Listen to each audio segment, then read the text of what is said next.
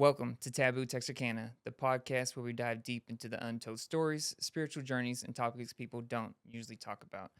I'm your host, Colton Foltz, inviting you to join me as we sit down with incredible individuals from Texarkana and beyond. And today we have Madeline Haak, aka Maddie, with Red River Credit Union Gives. You do so many different things, you wear so many different hats. Welcome and thank you for being here. Thank you for having me and for playing in our Give Back game. You were one of our stars on the court, and I appreciate all of you because y'all made it such a successful event.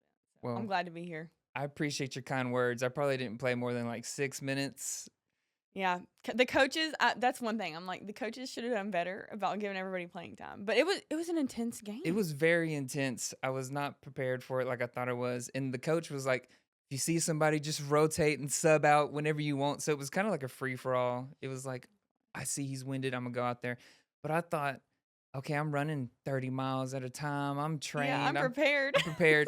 2 minutes into the game, I was like gasping for breath. And I was like, please take me out. Yeah. Oh, I played can't basketball in high school, and the conditioning is so different. Mm-hmm. The only way to be conditioned or in shape for basketball is to play a lot of basketball. Yeah. It's crazy. I didn't put the 2 and 2 together. I hadn't played since high school, but I only practiced like twice in preparation for the game. Y'all still crushed it. Yeah, it was an honor. I had a lot of fun. I want to do it Good, I'm again. glad. It was very intense. Came down to the last like 30 seconds. Yes. One goal, and Yes. my team lost, but Barely. barely. If Chris Sutton had made that shot, dang it. Yeah, he was good. So where are you from? You from Texarkana? You go to school around here? Yes, I'm from Texarkana. My mom actually was from here. My dad's from Fort Worth. Born and raised here. I went to Pleasant Grove High School.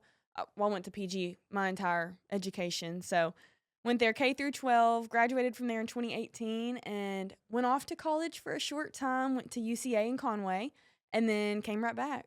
So from my research, you have a biology degree? Yes. And a communications degree? Yes. So the biology is so random. I thought I wanted to go to medical school. And then I had like 3 different identity crises and just eventually was like, you know what? I don't think I want to do that. But yeah, so when I came back to Texarkana, I planned on just taking a break, taking some time off to discover myself. I'd never really done that. I wanted to go to medical school because I thought, oh, that'll prove to everybody I'm smart. Mm-hmm. And really, that is such a self-centered way of thinking and something that I think a lot of kids fall into when your identity is like academics and you grow up that way. When I came back here, I started working at Total Medical Supply for Donnie Reed. He was my basketball coach back in the day. And he saw me one day and offered me a job. And I'm like, sure, I'll make some money while I'm figuring out what I want to do next. And then somehow after working there for a couple years, got involved at We Are Washington, the nonprofit he founded, and started working there and loved it and realized, I think I need to be in the nonprofit sphere. So that's how I ended up where I'm at today. Did you go back for the master's in communication? So I did that while I was working. While you were working. I did that while I was working at Total Medical because I was doing a lot of HR work and executive assistant work. And so I told Donnie, hey, I think this could really benefit me. And when I did that, that accomplishment really to me now is like, okay, you can just do something hard. You can commit to something for a year because I did it in like a 1 year program. So that's really what that showed me. It's not necessarily like, oh, wow, you have this distinguished degree. No, but I can commit to something for a year and learn a few things along the way. And that says a lot about somebody, too. You know, it's hard to commit and do the work and see it through to the end. So what was life like for you growing up in Texarkana and Pleasant Grove? What were you like as a kid or youthful? Rambunctious. Yeah. Rambunctious. That's probably the one word I'd use to describe myself. But also at school, I was very astute. Like, I was the good teacher's pet kid. So I loved school, loved sports, just loved learning in general. So any new hobby that I could find, I loved that. Loved being outside. I grew up around a lot of boys in my neighborhood, and I felt like I was just one of them. I mean, I'd be out there, like, playing basketball with them and the boys, doing all the things. up. Yeah, playing in the creek behind our house. So really, childhood was very magical for me. My mom did get sick. She got diagnosed with breast cancer when I was 10. And that woke me up to a lot of different things. But it also afforded me a lot of wisdom. And she was sick for 8 years. She passed away when I was 18. But that whole experience to me just changed my perspective on life. And, people are always like, oh, I'm so sorry. And that means a lot to me when people say that. But I always tell them, I had the best mom, and I had the chance to learn from her and also learn from the way she endured that hardship. So really that overshadows a lot of my childhood, that big event. But it's turned into a really beautiful thing. Yes, it's sad. Yes, I would do anything for her to be here. But as a kid, I got to learn so many things that people don't learn until they're 60. Yeah. A lot of times. So my childhood truly was magical, though, for the most part. So piggybacking off of that, what are some of the values that were instilled in you growing up that you carry with you today? Maybe from that experience or just in general from your childhood? Well, things I've learned from my mom, I can't even put really into words, but definitely one thing about her was when people tell me she was a labor and delivery nurse at St. Michael's. So she would have people come in and request for her to deliver their children. Yeah. And so her kindness, her smile, people always commented on her smile and just how kind she was. And as a kid, that impacted me because people told me that even when my mom first got sick and even when she was still around. And I always was the kid who, if I saw someone sitting alone at the lunch table, no, come with me, like come hang out with me. And I still am that way today. I love to include people. I love to make new friends and just sharing people's stories. And I think that's why I love the role I'm in at RRCU so much, because RRCU Gives, our foundation, really is just seeing people's stories and seeing how you can help them write them and see their goals come to fruition. My dad, he also taught me a lot, and he has a plethora of quotes that he just would pull out of his back pocket. But I was big into sports, and so he always used quotes that were relevant to sports but also life. And he would always say, mental is to physical as 4 is to 1. And so he always taught me the importance of mental resilience. He used to say, what the mind believes, the body achieves. We have this saying between us, and he'll just tell me. Sometimes he'll text it to me if I'm doing like a fitness event or if I'm doing a hard workout or whatever it may be, and it's be the frog. And people are like, what? If they hear him say that or see it on a message he sent to me or something, they're like, what is he talking about? But be the frog it's this picture that my dad found online once, and it's this stork it has this frog in its throat, and the frog is like holding on to the stork's throat. Like, you may kill me, you may be trying to eat me, but I'm not going down without a fight. So my dad and mom both taught me such valuable things that most kids aren't exposed to or aren't taught that early. So I've been thinking about that a lot with my daughter, because she kind of missed the gap on like a bunch of like sports and stuff like that. And like, how young were you when you started to like remember these sayings? And I'm like, maybe I just need to repeat certain things to her just like every day so that when she gets older, because you hear all the time, well, my dad used to always tell me this. And I'm like, maybe I was literally thinking about this yesterday, because she went, you know what Texarkana Future Leaders is? With LaKing Harris. Oh my gosh, I love LaKing. Yes. I didn't know he was doing that, though, doing a program like that. He used to do like the Young Marines at Texarkana, and now he does Texarkana Future Leaders. And I took my daughter yesterday. She was upset. She was like so nervous that she was like crying and really nervous. But luckily she had somebody there that she knew, and it was like 30 minutes of like workouts, burpees, laps, and all this stuff. And then like leadership lessons. Yeah. And, it was really beautiful. And that's what got me thinking. I was like, I need to just like constantly say these things around her. Yeah, repetition is definitely key. I heard these things. When you're a kid, you hear things. It takes you a while to actually listen to those things and internalize them, obviously, especially when your dad is kind of like annoying you with them. See, I don't want to be like the overbearing, you need to drink water and work out and do all these things. Right. But like, I definitely lead by example. Yes, and that's the biggest thing. Yeah. I was just about to say, my dad, he always embodied like a healthy individual. He would be out exercising, and it really helped. I could see like it helps him. It helps his mood. And when you see your parents lead by example, that's the biggest thing you can do for your kids. But also repetition. And it's okay once you start to figure out, okay, what is my kid interested in truly? You know, my dad would always check the pulse of my obsession with basketball. He was like, are you sure you still want to do this? You know, are you sure you still want to play volleyball? Are you sure? Like, we can always choose something different if you're not loving it. And that is really good too as a parent. Just kind of check and see, hey, what do you really love? And then apply those quotes in scenarios where they're doing those things, or and to whatever their passion is, whether it's sports or creating or art or whatever. Exactly. And it's so great that you did that as a dad. Kind of sometimes you do have to push them out of the nest, so to speak. I remember one pivotal event where I really started to understand the mental capacity and how significant it is. It was a track meet in 7th grade, and I was supposed to run the 800 and then run the mile. And I was so nervous in track for some reason. I was a competitor. You put me on a basketball court, a volleyball court, I'm fine. Like, I will do my thing. There, for some reason, I just hated it. I think it was running in circles. It drove me nuts. And so I did not want to do that last event at our track meet. And I was like, Dad, I think I'm sick. And he's like, you're lying. And he could tell. And my dad was a detective and interrogated criminals for a career, so he knew I was lying. Like, there was no way I wasn't lying. And I was just like, no, I'm really sick. And so I eventually, like, worked myself up so much. I was, like, sick. Yeah. But I didn't run that event. And sure enough, when they finished, my time from the last event would have won first place. And my dad's like, see? And he made me stay and watch. And after that moment, I was like, I don't need to be nervous. Yeah. I should have just gone out there, and if I didn't win or didn't get in the top 5 even, or if I got last place, at least I would have done it. Yeah. You know, and so it's the discomfort that can breed resilience. Oh, yeah. And sometimes it's just that fear just, like, blocks us. And, like, who cares if you go out and you lose? Like, that's growth, and you see where you're at. And failure is good because you see where you're at and what you need to achieve.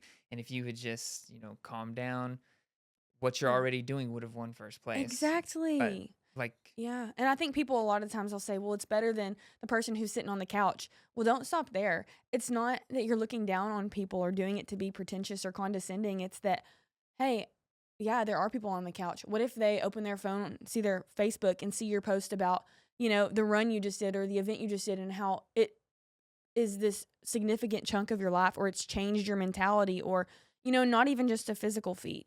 Like you said, an artistic or spiritual thing that you've experienced. Maybe they'll want to get up and go do it. It's not that you're better than them. I think a lot of people look at it like, oh my gosh, what could I be doing that could make me better than other people? It's like, no, how can you inspire other people to do something? The only person I want to be better than is myself. Exactly. That's how we all should live. Yesterday. Yeah. Or who I was at the last race. Right.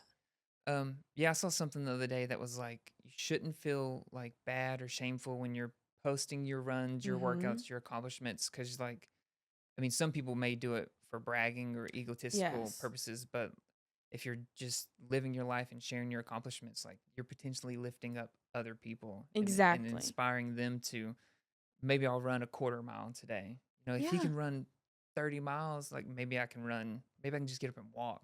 So true. So true. And those people might know part of your story and say, man, that person's been through something like I have, and they're still doing this. Like, they still get up every day and go and do these things. Yeah. So that can be really inspiring too. But you're 100% correct. They might see it and be uplifted. Yeah. And since I started sharing my story in, like, 2020, I've had multiple people, like, reach out to me and say, I've struggled with addiction, or I've struggled with this, or, like, how do I do this? Or I saw somebody commented on something I posted a couple of days ago about a run and was like, I used to run, like, how do I get back into it? And it's like, I love that. I love, like, helping people and pushing people towards whatever healthier vice or outlet there is. Yes, exactly. How did you get into the HYROX? Am I saying it correctly? Yes. Okay. You know what it stands for? I think I told Joseph Teal this, and he laughed in my face and, like, made fun of me. And I'm like, yeah, I deserve that. Hybrid rock stars. That's horrible. Hybrid rock stars? Yes, because it's like the hybrid workout scene, and that's kind of lame. It's so lame. It's so cool lame. anymore. I think a foreigner came up with it because it sounds like very European. Yeah. You know what I mean? And not love you, Europe, and all foreign people not saying anything. I don't but think they're watching. It doesn't sound very, it doesn't sound very, I don't know. But I got into it because I started doing CrossFit with Sierra Nelson at TXK Elite. Love Sierra. She's phenomenal, phenomenal coach and a beast. I want to be as strong as her one day. Yeah. That's my goal. But I started doing CrossFit with her, and she was like, Maddie, you can run. And I'm like, Sierra, no, I can't. I just can hurt longer than other people. She's like, that's what I'm saying. You can run because you can hurt longer than other people, and you need to do a HYROX. So she paired me up with one of the guys in our class, and we did a mixed doubles HYROX. I had no idea what I was walking into. We did the event. We did pretty well. I was very proud of that, but then I kind of forgot about it and ended up moving away from the CrossFit gym, and I started going to Walker Resolution. Mm-hmm. It's been almost a year now. Last July is when I started there, just because I liked the well-roundedness of it. I mean, they ran a lot more. Like, they have running in their program. They have a run group that they all most of the people who go there participate in. So the programming is strength and conditioning, but outside of that, they do a lot of running. And I just needed a group to run with because I was so tired of running by myself. So I got involved over there and started training, and then did a HYROX in Boston and surprised myself. I was pretty proud of that performance too, but I was like, I'm still just scratching the surface. Was that here. a single or doubles? It was a single. Solo? Yeah. So then I was like, oh gosh, this is hard by yourself. It's hard with a partner, but it's really hard. So when you do a partner, you share all the reps and the weight? Yes. So you have to do the runs together. You still have to do the full runs, but you split well, you can split it however you want, really. But yeah, usually you end up halving it. So did that one in Boston, and then did a doubles with one of my friends. She and I went to Vegas to do that. It was really good. We did well. Then I did a singles in Houston, and that really opened my eyes to like, okay, Madeline, you're kind of okay at this. Getting up there. Yeah, getting up there. I think at that race I was top 1.1%. And so I was like, okay, if we really push harder and we really train harder, fuel correctly, maybe you can. Do you want a podium? I would love that. I mean, I think it's hard when you have a full-time job. Oh, but, for sure. like, it's all these people who do it. I mean, that is their job. Yeah, some of them are like sponsored athletes. Right, as you know. Content creators and coaches. Yeah. So, but that is kind of my goal. And I train my butt off, and I train before work and after work most days. And I've had to cut some things out, but also because my job is community facing, it's really helped because now I get to do that like all day during the day. So some of the things I may have cut out, I can still support these nonprofits that I may not be on the committee for or the board of, but I can still support them and help them during the day at work. So that's made it easier. How many of these HYROX have you been to? 5? Let's see. Dallas, the mixed doubles, Boston, the singles, Vegas, doubles, Houston, singles, and I just did New York. Okay. Yes, just did New York mixed doubles, and we got top 9%? No, 7? I don't remember what it was. New York's the one you did like this month or? Yes, it was the one that I just, at the Okay. beginning of June. So, and it was outside. It was my first outdoor one. It was really You're cool. traveling all over the place. Yeah. Hopefully I can go to some really, really different places too. But I like going to the places around the U.S. Yeah. I mean, it's fun, but I'd like to go to the so European cool. ones too. It'd be fun. So when is this next one? It is November, end of November, and it's in Dallas again. And I'm going to try to get into Nashville. And there's one other, maybe they have one in DC and one in Salt Lake City, but they have already sold all the tickets. They're getting so popular that you can hardly get a ticket. Oh, yeah. But for those, you can try to find like resale tickets. So I might try to find one for that. And it's Waka Resolution? Waka Resolution. I heard that they do a 7 a.m. Saturday free HYROX training. Yeah. It's usually 6:30. 6:30. Yeah. But yes, Okay. you need to come try it out. I will. I work out with Courtney Wright. Yeah. He's my personal trainer. And then I have like my run training. So like it would be like a 3 a day. Yeah. And I go to a meditation class on Saturday. So Oh my it's gosh. It'd be 6:30, 9, 11, 12, just like back to back. Oh my gosh. So I wanted to go last weekend. Yes. But I was. You're like, nope. Nah, I got too much going on. Yeah, we do one every Saturday. Last weekend we actually did a long run instead, like our run group. Okay. But I don't need that. but yeah, you already get the I got miles. But you should come try one if you can sort your schedule one week where you can fit it in for sure. And then we go get coffee afterward and we have a great time. And it's like, oh, why were we even? That's cool. We just suffered, and that's the one thing I think about the coffee the whole time during the Yeah, workout. it's I'm a like, good we're getting reward. coffee after this. I noticed when y'all went to the one in Houston, there was like a large group from Texarkana. And I was like, wow. And I saw a bunch of them at the half marathon when I ran the half marathon. And I was like, I love seeing like this fitness community, Oh, like it's awesome. mingling, and y'all travel to Houston. I was like, I might have to get into this. Yes, you should just come hang Probably out with our like group. it too much. It's just so amazing. Like, it's so much fun. It's fulfilled me in so many different ways. The group we have is just, it's so inspiring to be around them. Yeah. I was telling you, one of my buddies, he just did Boston and then did London the week after the Yeah. marathons. And it's like, I love being around these people who are way cooler than I am. Yeah.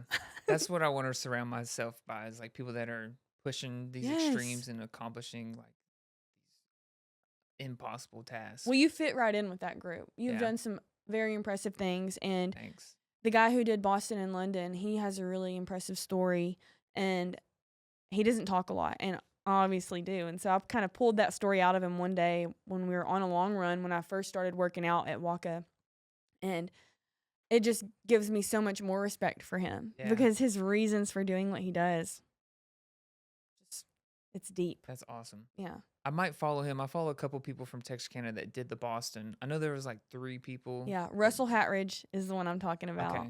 Okay. Stacy Magnus, she did it. I know Ray Howell's done it. Okay. That's on my bucket list. That's like one of the things. It's like you have to go to Boston or you have to go to London and do these things. But I'm really pushing for like a 100-miler race. Then, You've got it. yeah. You're going to be on BPNs, like, what is it, the Backyard Ultra, where they Oh run my God. laps and laps and laps. They just run, what is it, like 4 miles? 4 miles, and then they just have like a cutoff time. So it's Yeah. like you have 30 minutes to run 4 miles and you rest and just go and go. Crazy. People run like 500-600 miles. Yeah, they do. Alyssa McClellan, I saw she ran it last year. She was like the top female. And I just want to be her when I grow up. Like, that's my Yeah. inspiration. I'm like, can I just be you? Yeah. That'd be great. Thanks. I listen to a ton of like ultra podcasts, ultra running podcasts. Yeah. And it's just like the Cocodona 250, like Rachel just like set like the course record and 250 miles in like less than 40 hours. Those people multiple blow days. my mind. Blow my mind, truly. I mean, It's amazing. So I is. want to find out what that's like. You know, Yes. I want to push myself to those limits. yeah. So what has endurance sports, endurance events taught you about yourself? Oh man, it really does teach you. They teach you so much. Like I told you, that track meet where I was like, I'm sick. Mm-hmm. You can't escape yourself. You know, there's only so long you can you realize who you are. Yeah. Like you said, you get to know yourself through Yes. stuff like this, through fitness. And when you're in that pit of like, okay, I'm the only one here. I'm the only one who can save myself essentially and get myself through this. We better figure it out. You know, what that does for your mentality and how it translates to life, there's nothing that can compare. Yeah. I mean, when you can push yourself physically and get through things that are so hard by choice, you feel more prepared for the stuff that comes up that's hard. Like when my mom was sick, working out was my outlet. It was my therapy. It was so cathartic for me. And if I didn't have that, I think I would have fallen into a lot of unhealthy habits. Not to say I didn't. I think there are also unhealthy habits that can come with the fitness sphere. Yeah. Like I had an eating disorder at that time. I was very anorexic my senior year of high school. I got down, I'm 5'10". I got down to like 112 pounds. So it was horrible, very unhealthy. But I think it can help you when you do fitness correctly and you get into these endurance sports. You realize, I have to be strong. It's better to be strong than just to take up less space in the world. You know, that's always a better alternative. So it teaches you, okay, if I can do this, I can do that hard thing in life. Yeah. So what keeps you going when you hit those moments, you hit those walls when you want to quit? Like, Oh, gosh. what do you tell yourself, or what do you pull from to keep going? Oh, I always think my mom's not here on this planet anymore to get to do things like this. And I am. How cool. What a blessing that my body can carry me through events. What a blessing that I have the mind that has been cultivated by the people I love most to be so strong that I can tell myself, hey, you got it. You know, and I just think it's such a blessing to explore how far you can go and how tough you can be. Yeah. And so that's one thing that reminds me. If my dad's in an event, definitely just my dad's yelling motivates me plenty. At the HYROX in Houston, there was one point I was going around for my 1,000 meters, one of my laps, and I heard him say, I'm so proud of you, baby. And I immediately thought, oh my gosh, I must be doing horrible because I don't like to check my watch during the event, which Yeah. is probably stupid. But I'm like, oh no, he feels bad for me. Yeah. I'm doing so bad. But really, he was proud of me because when I got to the end, I got to wall balls, the last station, and I just felt it. I was like, Madeline, if you don't roll through these, you're gonna be so mad at yourself because I think in my mind I was like, I think you're close to being sub 110, and if you don't get it, you're gonna be so ticked off. So I think I had 30 seconds to do my last like 10 wall balls or something. It was something where I was like down to the wire and I got a 109.57. Yeah, so I mean like I was right cut there it on the by cusp 3 and I seconds. knew it. So I was like, when I finished and I saw the time, I was like, oh, my dad was serious. He was proud of me. Yeah. That's awesome. Yeah. So I'll share this story. So when I went and did that Tough Mudder, I signed up for the 50K. You had to do 3 15K laps and then 1 5K lap to finish it. And you had to finish the 3 15K laps before like 2:45 p.m. to start the last wave for the 5K. yeah. And I didn't have a watch. So the whole time I'm like freaking out. I'm like, I don't know what my pace is. I don't know what time it is. I just know I have to be back by 2:45. And I was probably like a quarter mile from the finish line. And I'm asking people at the aid stations, like, what time is it? Oh, you got 15 minutes. And I'm like, oh my God, you know?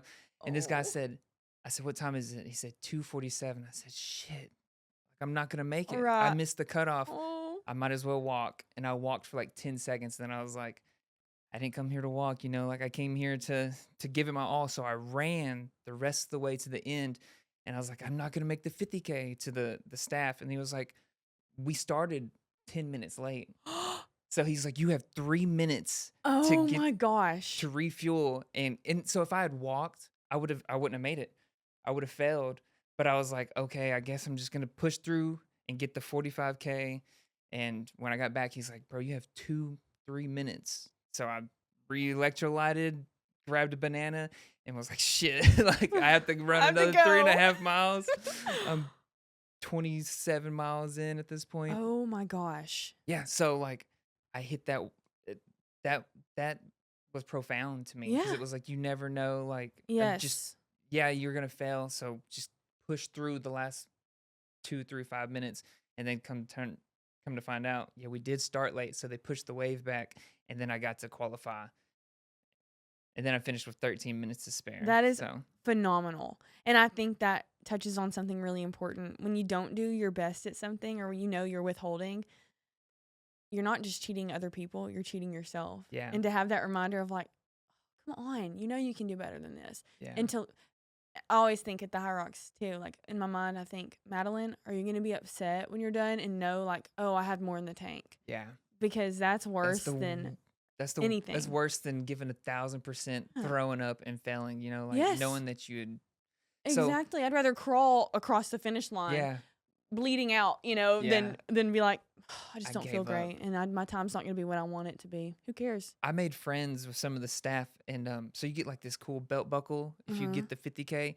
And he felt bad because like I'd volunteered and I didn't get to race for free and I had to buy my ticket. And he was like, if you want the belt buckle, I'll just give it to you. So when I was in the darkest parts of that race, I was like, he said, you just give it to me. I could just quit. And I hated that he said that because I battled with that. Like mentally, I was like, if I fail, he's still going to give me this belt buckle, but I didn't earn it. And it was a battle that I went through, but luckily I made it. I'm proud of you. Survived. That's huge. Thanks. That is huge. So speaking of our craziest moments, so what was one of your toughest races or your toughest training days that you can think of? Oh man. Toughest race? That one in Houston, that HYROX at the end on the last lap, there was a time because you run and then you do the event. So you run and then the last event is 100 wall balls with obviously a weighted ball. Is that where you're like squatting down, all the throwing it way up? beyond parallel, throw it up at the target. Yes. On that last lap, I kind of got to the point where I was like, I have never been someone who like pukes when they're training or anything like that. I just don't really puke. I'm sorry, I'm talking about puke on the podcast, but like I don't really vomit. And like I haven't had that feeling. There was one time in track in middle school where I was like, I might puke, but I just don't really get that way. I may get kind of dizzy, and I felt nauseous and dizzy and just like heavy and hot. that last lap, and I was like, whoa, okay. That's before the event even started? No, this is before the wall balls. Like, I'm Okay. running my last 1,000. Like, you do, I think it was 2 laps at this Okay. venue. So I'm like running my last round of this, and I know I'm going into wall balls, and I'm just like, okay, Madeline. It's kind of scary. I was like, don't pass out. Don't pass Yeah. out. Because I don't like to take a gel or anything during the race. I probably should. And that taught me a lot as well. Like, okay, you probably need to be taking a gel at this point. But yeah, I was like, you got to get through it now. Like, no one's coming to save you. That was pretty tough. One of the training days I remember is one of our HYROX days that we do on Saturdays, because we do the simulations on those days. It was so cold. And we loop the blocks. We have like a 1,200 meter route that we do, or a 1,000, whatever it may be. Yeah. Like, we change the distances sometimes depending on the workout. And we were running our thousands for that day. And I turned this corner, and it was so cold that the cold air just took the breath away from me. I couldn't breathe. So it almost felt like I was suffocating. And I was like, this is hard. And I had just been in a really tough like training block, and it was a lot, and I was training hard, and I just felt it that day, and I'm like, gosh. And it makes you think sometimes, why do I even do this? Yep.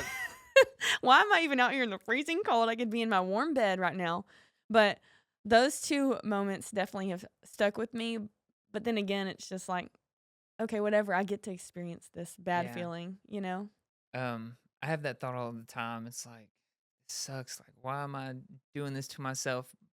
But it all, like, I rather train so hard right now so that when the race or the event comes, like, I'm much more prepared and I'm Right. in a better headspace. So I can have more fun. Something one of the pacers said at the half marathon when she passed me was like, I started way too fast. I thought I was going to do better. But she said, you're never going to get this moment back. And I think about that all the time when I'm like in these deep runs, or like Wow. I'm in the hill country in South Texas and I'm like trying to do this crazy thing. Yeah. And it's like, you're never going to get this experience back. Yeah. And look around, like, Yeah. it's like a picture. Yeah. That moment that you've captured will never happen again. That's why pictures are so special. And that's obviously why like our history and our cultures and everything is kind of dependent on art or pictures. Yeah. But it's like you're never going to get it Never- back. Yeah. So do what you know you can do, or as much as you can do in this moment. That's really beautiful that she said that. Yeah. Wow. She was getting on my nerves, but Yeah. You're like, but- okay, shut up. I was so annoying at the run the line half Yeah. because I paced I don't even know what group, 2.5. Well, that's I where I think- ended. I started with think- the 145. Yeah. A lot of people ended up with us, and I think I said, I just kept saying, we're almost to Hopkins for brunch. Like, we're almost to Yeah. brunch. And at one point, Casey, who was running with me, she was like, I think you need to shut up about food. I don't think they care. And I'm like, are you kidding? That's the only reason they signed up for this race. What am I supposed to say? We're almost to get the medal. Like, Yeah. the medal's cool, but We're all Let's looking be forward to real. the free food. yeah, you get And to the- eat after. the beer. It was that was my first official race, was the half marathon, and Wow.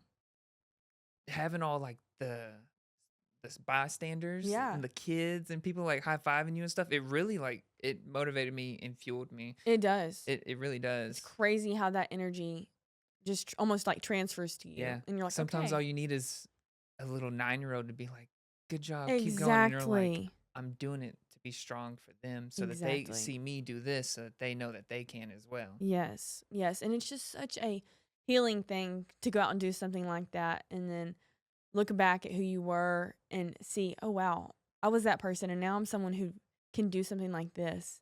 Yeah. And it's just cool to compare to where you used to be. Yeah. I'd like to think back that my 13-year-old self would be proud of the man that I am today. Yeah. Or I'm the man I am today that he needed back then. Right. Exactly. And that's all any of us should really hope for is, am I better than I once was, or am I better than I ever thought I could be? Yeah. And what kind of influence can I have on people like me, like that little kid version of me who needed someone? And Yeah. how can I fill those gaps of what they might have needed in that time? How can I be that person? Yeah. That's my passion and my drive. And I imagine you share something similar with us both being like involved in so many community nonprofits and stuff. It's like, Absolutely.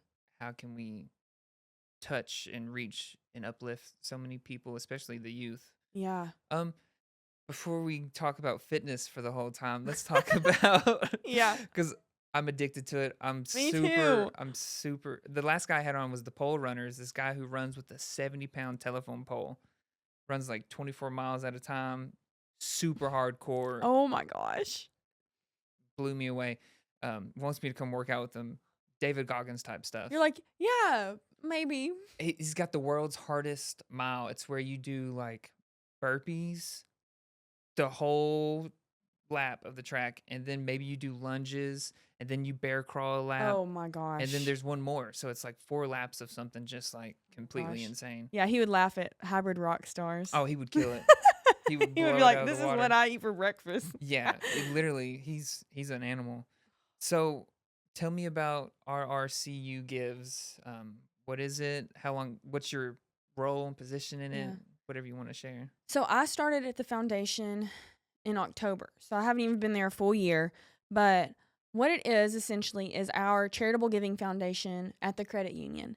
So a lot of people see RRCU and it's like, oh yeah, they're teal. They have that teal color, or whatever. And if you're like me, you thought RRCU is just in Texarkana. Newsflash, we're in 5 states. And a lot of people don't know that. We're in Oklahoma, Mississippi, Louisiana, Texas, and Arkansas. Okay. So we're pretty widespread. And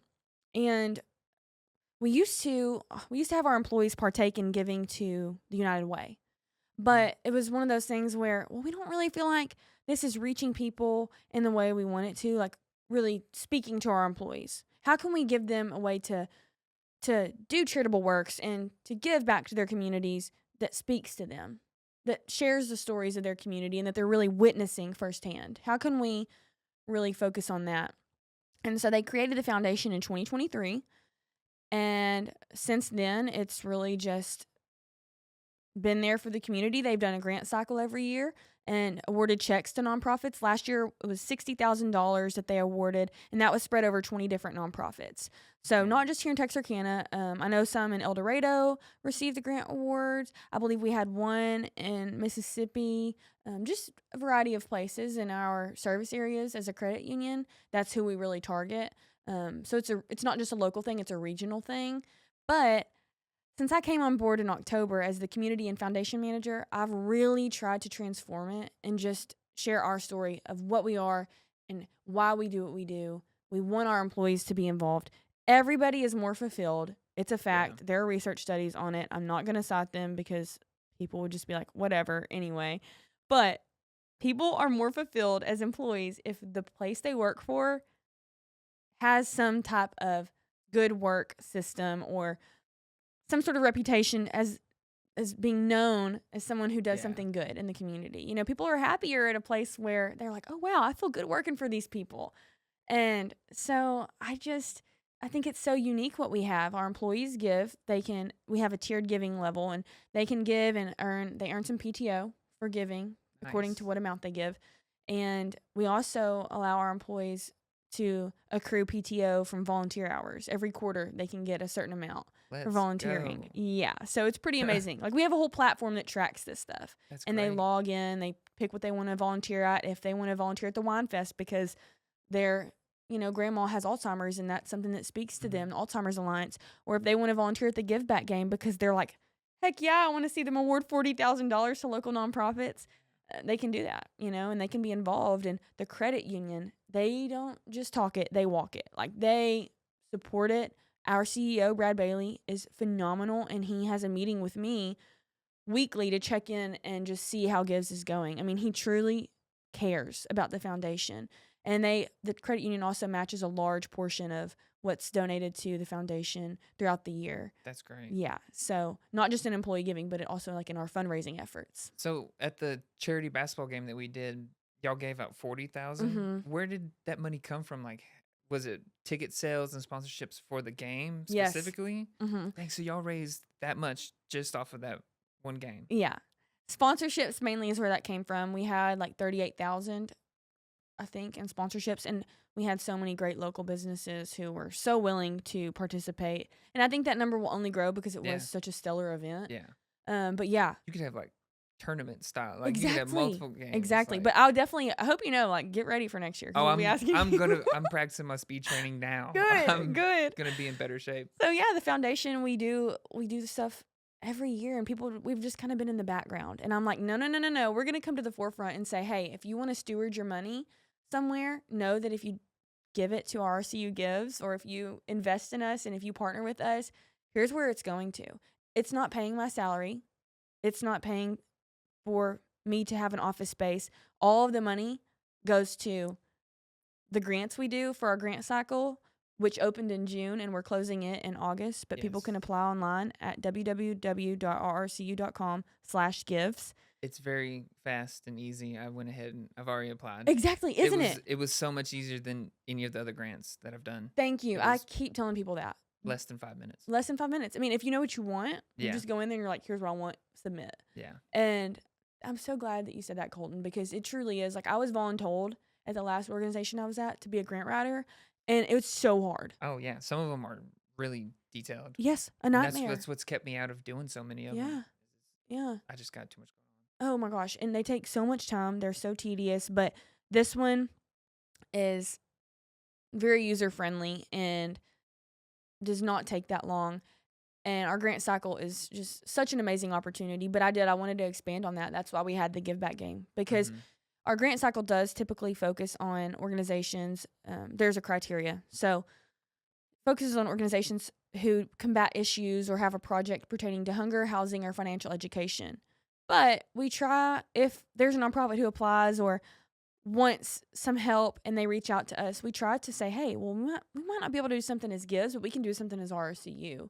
So we rarely ever turn people away. Like, we really do try to cater to their needs and figure out. And the Give Back game, that's one of the reasons that's how we arrived at which nonprofits would receive the awards, was that, like, okay, these might be people we can't necessarily award grants to because they may not have missions that necessarily fall in line with the hunger, housing, and financial education spheres, but they still do good, and we need to help them. And it was what? It was opportunities. We Are Washington, and CASA. Which are all amazing. Yes. Organizations. Yes. So amazing. I got to go deliver their checks. Two of the organizations deliver those checks this week and talk with the people, and they were just so thankful. And I got to visit some of my kids who I knew at We Are Washington, and just they're doing so well. So it's made me happy. What are some projects you've been most proud to be involved in? Definitely the Give Back game. And my love for event planning like that really started when one of my best friends, Jasmine Cree, it was Jasmine Bruce at the time, but she was working with me at We Are Washington and Total Medical, and we hosted a gala, their first gala. Yeah. And that was kind of the light bulb that came on. It was just that light bulb moment of like, oh, I like this. I like doing these events and bringing together people for a good time to help an organization or help organizations. And that was just huge. Jasmine and I also started a social media page called the Texarkana Odyssey. It's kind of fallen off on my end because I'm just too busy to really contribute to it, but she still maintains it pretty well. And we just spotlight local places in Texarkana and advocate for young people especially, come back to Texarkana. Yeah. If you're going to complain about it being a place you don't want to be, but you're still living here, or, you still visit your family here or whatever, I mean, why not come back and make it better? Make it the place that you want it to be. Yes, make it the place you want it to be. Don't complain. Do something about it. So that's another project I was really proud of, was starting that up, because I think we've gotten to spotlight some pretty great businesses and gotten to know some people and establish some relationships that still stand today and that I'm so thankful for. I love that. I always say the same thing. I'm like, anywhere, life is what you make it. You know, and like, if you think Texarkana is bad and like down and negative, like, what are you doing to uplift it? Like, the world is literally like our playground, and we can create. And exactly. Anybody can do events. Anybody can bring people together, and I love doing events as well. They're a great way to just spread awareness, but also bring people together and just ignite a passion for a cause. Yeah. And just awaken people like, oh, this is a thing that exists, because a lot of times people just don't know. They just don't know. Yeah. So, and you have like been someone in Texarkana who has set the precedent almost. Like, you just have gone out there and done it, and people have followed suit. Like, oh, okay, so we can do stuff like that, And Thanks. I think they've piggybacked on what you started. Yeah, and that's part of why I do it is because, like, if say I attend an event downtown and it's like, oh, this is possible, and Right. and for me, achieving so many different things in my life and like putting my head down and like I know I can achieve anything, like Yes. there's a lot from like idea to like mission accomplished, but I've done it so many times, it's like I can figure out almost anything. Exactly. So my hope is by doing so many of these different things is that somebody sees it, especially the youth and the Mm. young people that are growing up and are going to be in our positions in a Mhm. few years in Texarkana, maybe longer than a few years. I hope that they can be inspired to be like, that's what I tell my daughter all the time. Like, anything that you want to do, any way that you want to make money, like, it's possible. Right. It It is. literally is possible. It is, and it's so important to be able. A lot of people, they're like, "Oh, it's important to be sympathetic." No, it's important to be empathetic, to actually be able to take your shoes off and put on the shoes of another person and say, "Wow, this is what it's like to be them." Yeah. And when you can do that, and when you can teach kids to do that, because that was something that my situation afforded me. I'm very fortunate that through my mom's sickness, I had people around me wise enough to show me, hey, guess what? You're not the only one going through something. And here's how you can help people in similar situations, So I learned that at an early age of how can I be empathetic? How can I relate to people and understand them and just maybe share in their suffering a little bit, just Yeah. so I can get on their level and help them out of that. That's so good that you're telling your daughter, whatever. It's like what my dad said, what the mind believes, the body achieves. Like, if you think you can do it, you'll find a way. Yeah. It's absolutely true. What do you think your mother would be most proud of for you today? Oh gosh, that I'm still getting on my dad's nerves for her. Probably that. No, I'm kidding. Probably just that I love people so much that I make it my mission to help them. That's what my mom did every day in her career, and like bringing new life into this world and literally being requested by people to deliver their babies. That's like a monumental event that That's she got to be a special. part of. Yeah. And so I think she'd just be very proud that I'm trying to do my best to just be a light to other people and just help where I can and be kind. I think she'd be very proud of that. What are you looking forward to with Gosh. Red River Credit Union Gives? We'll start there, and then maybe Endurance, HYROX. Yeah. Like, what's With on your plate for the rest of the year? With the foundation, how we work it, it's really amazing. I have a foundation board, essentially like an internal board is what I call it. So it's like RRCU employees or maybe a few of our board members who are involved, because we are a credit union, so it's different than a bank. I'm not going to go into too much detail because I sound stupid when I try to explain it. But we have a volunteer board at the credit union. And so some of those people are involved with the foundation. So we have meetings once a month, sometimes more frequently, but they're all involved. And then I have separate committees for fundraising, event planning, and our grant awarding. Okay. So I am working on just really building those and establishing relationships with my fellow employees, my coworkers at RRCU. And that I'm so excited for, because getting them to be as passionate about Gives as I am, like, that's been so fun. And some of them, it's not hard to do. Like, they're already like, okay, let's go. I've been wanting to get involved in this for the past year, and now we finally have a path forward. So let's do it. Like, they're just ready to go. So I'm so excited to grow those things. We are going to be establishing an external board, so people who don't work at the credit union, so roping in people in the community who want to be involved and want to just generate some change and generate some action for Gives. I'm really excited for that. I'm excited for our grant awards. Like I said, if you're a nonprofit, you can apply at www.rrcu.com/gives, or just email me, mhaak, MHAAK, @rrcu.com, and I'll lead you to the right direction. But I'm so excited about that, and to review those grants and see who we decide, who the committee decides, hey, this is who could really use some help. I'm excited for next year already for the Give Back game. I'm like, can we start planning already? I know you should have a couple of them a year. I know. I'm like, should we do every sport? Yeah. Maybe. Yeah. We've got some athletes in Texarkana. I think we could pull it off. So I'm excited for that. And then just in personal life, like with endurance and HYROX, I'm so excited. I really want to do a mixed doubles and get 1 hour or sub 1 hour. That'd be awesome. And then personally, just maybe like 105 and then go from there. Work my way down. Awesome. But we'll see. Yeah. All achievable goals. I love your passion for the Gives. Thank and you. It's only been less than 3 years. Yeah, that it's been in 2023? existence. It's just been, and I've only been there since October. So, I mean, 7-8 months. I don't even know what month it is. Okay, so June? it started in 23, and then 23. you just came in Yeah. 8 months ago. Mm-hmm. Dang. So I'm Okay. just so excited. But I've seen it work. Like at the last Yeah. nonprofit I was at, I saw people benefit from these grants that were awarded to organizations because the nonprofit I was located at, they had 8 other nonprofits rent-free housed there. So some of those had received the Gives grant, and I saw people come in and benefit from what they applied for the grant for. That's awesome. Like be able to have access to formula for their babies and meals for their families. So, but thank you. Yeah, it's amazing. I'm inspired. Have you heard of Kiwanis? I have, and Oh, yeah. I know Barbara Walker Yeah. really well. She's a dear friend of mine, and so I want to get involved with y'all. We have a lunch today at noon. It is Wednesday at noon. Okay, I know it's like every Wednesday? Every Wednesday, 12 to 1 at the Hilton is when we have our meeting and our guests like come and talk, and we talk club business and stuff. Yeah.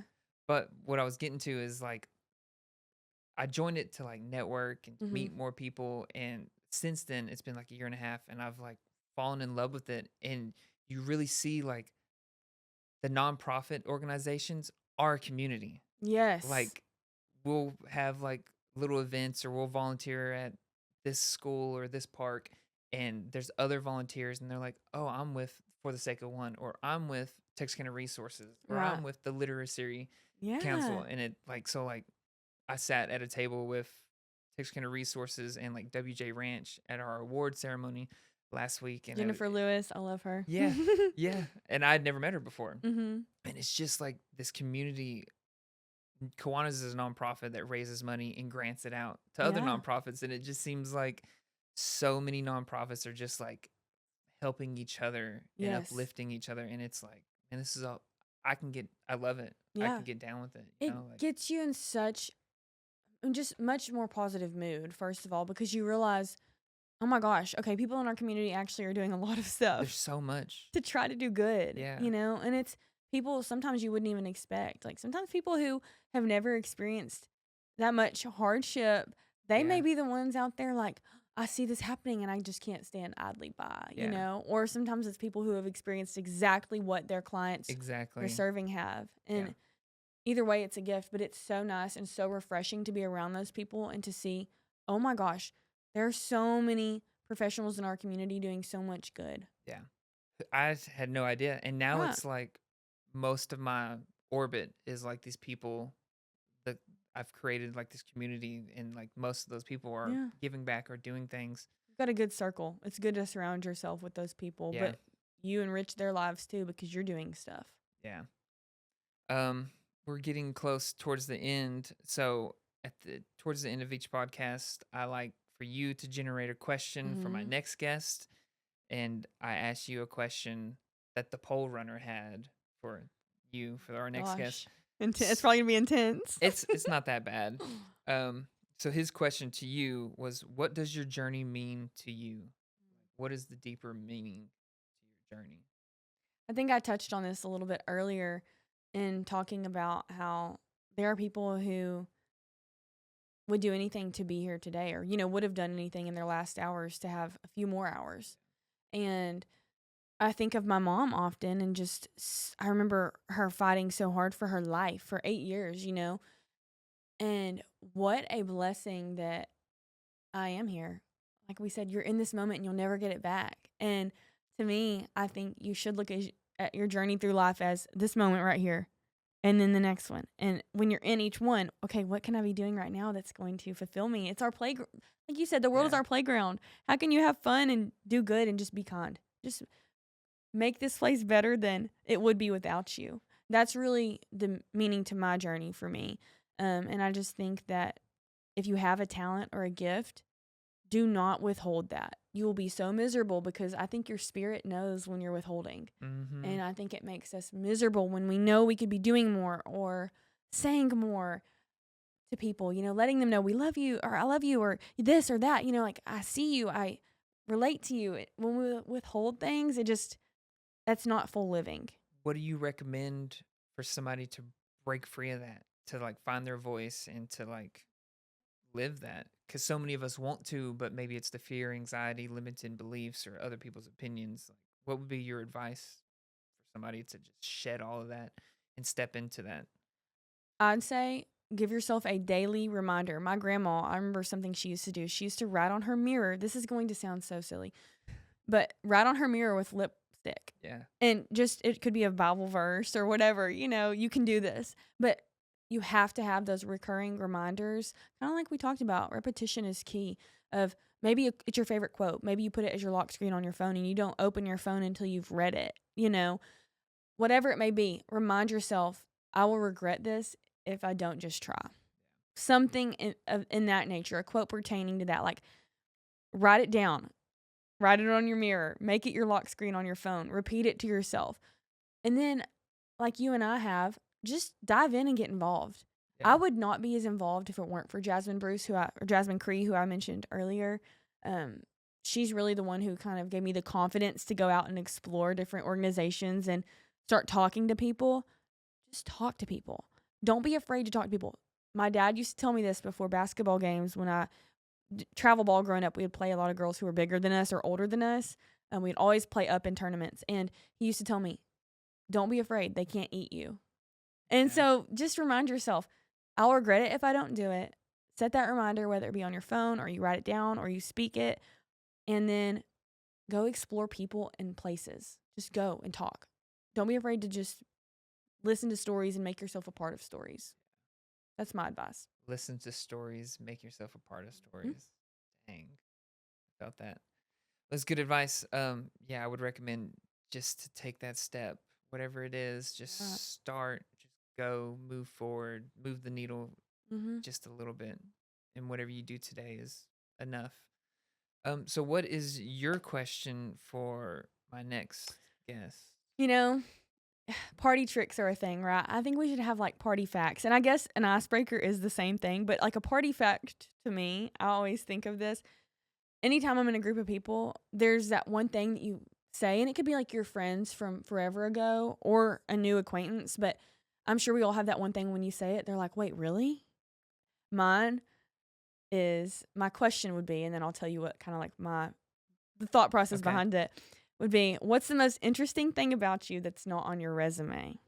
So something that like you're not going to tell everybody, but it's pretty cool. Yeah. Mine is that I worked on a dairy farm in college and milked cows. And that has started more conversations and led me to meet more friends and like give people more laughs than any other tidbit or fact about myself. But I was surprised when like I used this app. Lakeem used some kind of app to like research me before he came on the podcast, and I asked him yesterday what it was, and like surprisingly it like pulled up that you worked on a dairy farm and all this stuff, and I completely forgot to like mention it, but it was like it was legit. I love that. But the question is just, what is the most interesting thing about you that's not on your resume? I think that's like such a fun. Yeah, it is fun. Party fact, not a party trick, but a party fact. We all need those. The question could be anything. One guy asked, what was your Taco Bell to go, like your to go Taco Bell order? Crunchwrap Supreme, always. So last question I have for you, how can ordinary people get involved with RRCU Gives? Yeah, so they can go online to our website at www.rrcu.com/gives. I've got that down now. I will link it in the show notes. Please do, because people are going to be like, what is she saying? Yeah. I messed it up at the first podcast ever that I was on, and so my boss has not let me forget. And you now got it I'm down like, now. I've got it. Yeah. Or they can just email me at mhaak@rrcu.com or give me a call, text someone who knows me. They'll share my contact info with you, and I do not mind that at all. Like, I just want people to feel free to reach out. I tell all of our new hires at RRCU too, like, just text me or chat me on Teams, But yeah, reach out. We'll get you set up and plugged in. I always like to know what people are passionate about before just throwing them into Yeah. something. Like, I want to know if you like to plan events or if you like to just go and volunteer at the nonprofit. What would you prefer? So, yeah, that's an easy way to get involved, is just reach out to us and we'll hook you up. Cool. Well, I appreciate your time. Yes, thank you, Colton. I love seeing everything that you're doing. Yeah. I was honored to meet you when y'all took like my headshot. Yes. And like I'd learned that you'd done the HYROX and stuff, and I was like, okay, she's Oh, I felt like I was meeting a celebrity. I told Yeah. Maddie, I was like, I'm kind of getting nervous. So thank you for having me on, and thank you for all you do to make this community better and Thanks. to make yourself better for the next generations. Like you said, all we can do is plant a few seeds that maybe will grow into something and just carry this place forward. Well, we're doing it. We're passionate about it. we are. So honored to walk this path with you and Thank so many other you. amazing people in Yes. Texarkana. It's a privilege for sure. Thanks.